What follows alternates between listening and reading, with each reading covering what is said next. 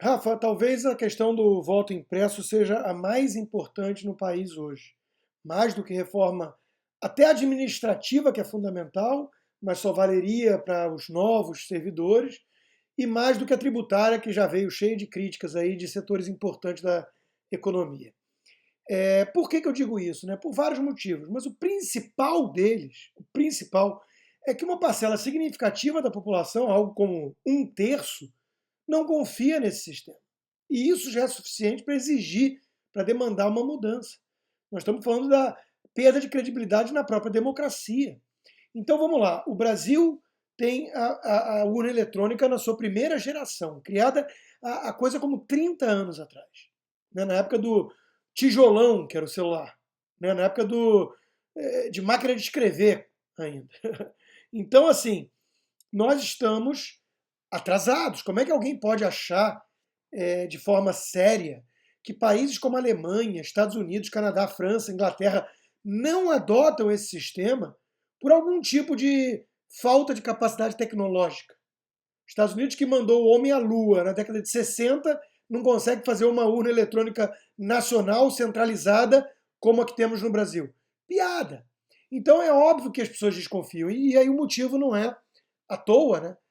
O Brasil, o Butão e Bangladesh, o BBB, é que possuem essa urna. E o que causa mais espécie é que estão transformando um assunto que é de interesse geral, suprapartidário, e assim foi defendido historicamente. PDT desde a época de Brizola, depois Ciro Gomes, os tucanos, quando em 2014 perderam de uma forma suspeita e tentaram fazer auditoria e concluíram que não era possível. O líder tucano à época, deputado Carlos Sampaio, falou isso. Não dá para fazer auditoria com essas urnas. O João Moedo, do Partido Novo, chegou falando, claro, por que não ter mais transparência? Todos esses agora estão unidos numa narrativa que diz que isso é uma tentativa de golpismo bolsonarista. O Bolsonaro defende, junto com todos esses que eu mencionei, Roberto Requião também, ele defende o voto impresso auditável há anos. Há anos. Ele venceu dessa forma. Então não é uma novidade, não é que ele está preparando um discurso derrotista, não é nada disso. A deputada Bia Kicis, autora da PEC, venceu eleições também.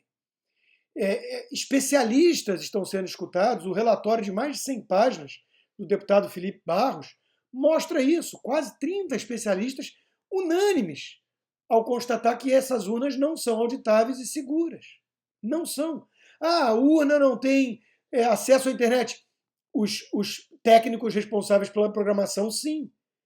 O fato é que você digita um número e você não tem certeza de que esse número foi, de fato, aquele computado. Então nós estamos lidando aqui com uma situação estranha. A Argentina, outros países têm lá a urna com a impressão acoplada. E veja que o próprio TSE reconhece que uma boa parcela das nossas urnas já tem adaptação para isso.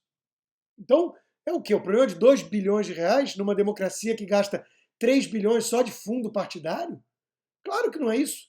Nós estamos falando aqui de credibilidade da eleição. O ditador Stalin falava: eu não me preocupo muito com quem vota, eu me preocupo com quem conta o voto. E aí vem essas coisas que aconteceram nos Estados Unidos.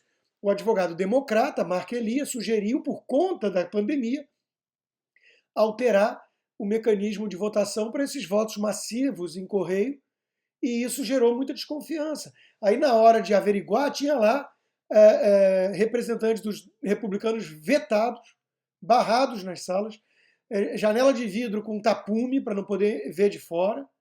Tudo muito estranho.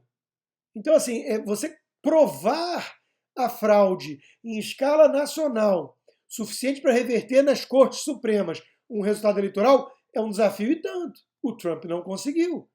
Daí a você dizer que há uma confiança num sistema que tem dezenas de milhões de votos por correio, que fariam do Joe Biden, um senador de 50 anos de Senado apagado, o presidente mais popular da história dos Estados Unidos, vai a uma longa distância. E isso está minando a confiança do sistema.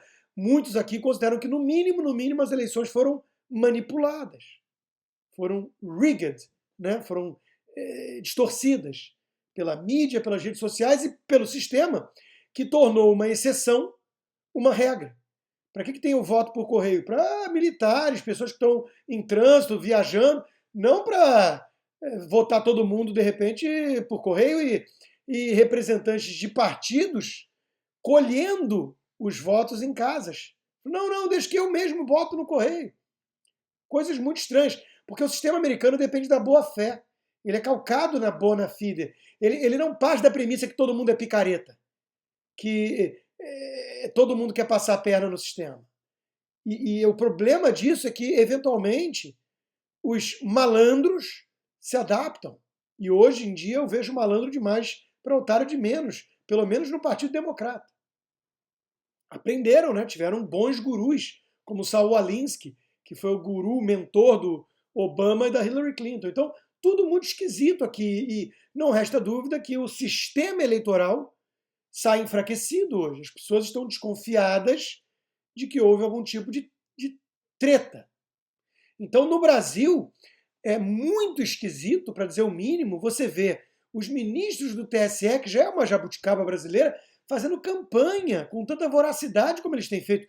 O poliglota Barroso, que quer empurrar a história em direção ao progresso, ao lado do imitador de focas, ele gravou vídeo em tudo que é língua, francês, inglês, e lá garantia soy yo em espanhol, porque é a essência da sua mensagem.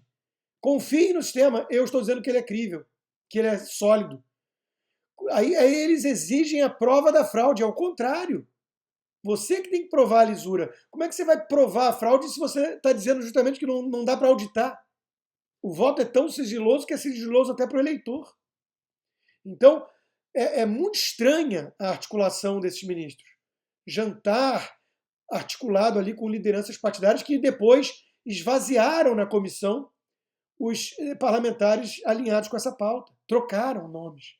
A ponto de deputados alinhados com a importância desse projeto me confirmarem que subiu no telhado. Estão desanimados, estão preocupados. Hoje mesmo entrevistei a Bia Kicis e ela denotou alguma esperança, mas um desânimo por conta da articulação dos ministros do Supremo.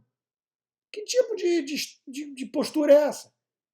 Um Supremo tentando se meter numa PEC, numa medida de mudança constitucional partindo do legislativo. Isso para não falar do resto, né? O ministro Barroso mesmo dizendo que está querendo propor mudança de sistema de governo no Brasil. Semipresidencialista, para menos poder do presidente. Isso é papel de ministro do Supremo, de juiz de uma corte constitucional? Quantos votos tem o Barroso? Eu não sabia que ele era parlamentar. Então nós estamos lidando aqui com umas coisas muito esquisitas. Muitos. E aí nós temos esses institutos de pesquisa, que são também muito suspeitos, dando Lula como o grande favorito, o cara que não pode sair nas ruas. Lula, o corrupto, como o grande favorito. Aí vamos supor que ano que vem não tenha mudança no sistema eleitoral e dê Lula. O que eles acham que vai acontecer com a população? Eu temo por uma convulsão social. Aqui nos Estados Unidos a turma meio que acomodou-se. Mas será que isso vai acontecer no Brasil? Se for Lula, o nome do sistema, da forma que aconteceu, solto pelo STF, que rasgou a Constituição uma vez mais, elegível pelo mesmo STF, num malabarismo incrível que enterrou a Lava Jato, tudo isso por ministros indicados por Lula, amigos muitas vezes de Lula, que consideraram Sérgio Moro um juiz suspeito, e agora fazendo campanha contra a mudança por maior transparência e segurança nas urnas. Quem teme maior transparência? Essa é a pergunta que fica no ar. Eu temo pelo pior, caso não mudem nada.